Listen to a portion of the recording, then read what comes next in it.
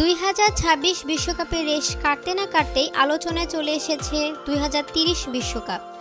ফুটবলের সবচেয়ে বড় আসরের শতবর্ষ উপলক্ষে ইতিহাসে প্রথমবারের মতো 3 মহাদেশের 6টি দেশ মিলে আয়োজন করতে যাচ্ছে বিশ্বকাপ।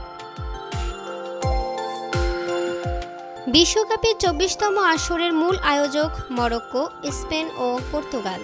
তবে 1930 সালে প্রথম বিশ্বকাপের শতবর্ষ উদযাপনের বিশেষ চমক রাখা হচ্ছে।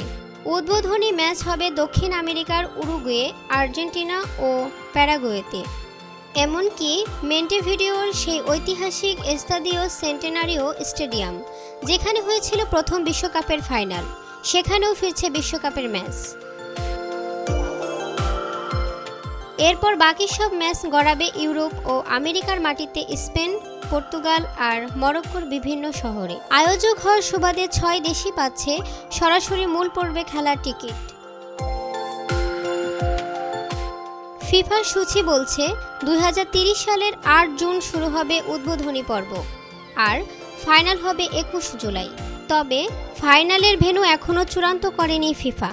সবচেয়ে বড় প্রশ্ন এখন দল সংখ্যা নিয়ে। 2026-এর 48 দলের ফরম্যাটই থাকবে, নাকি কনমেবলের প্রস্তাবিত 64 দলের বিশ্বকাপে যাবে ফিফা?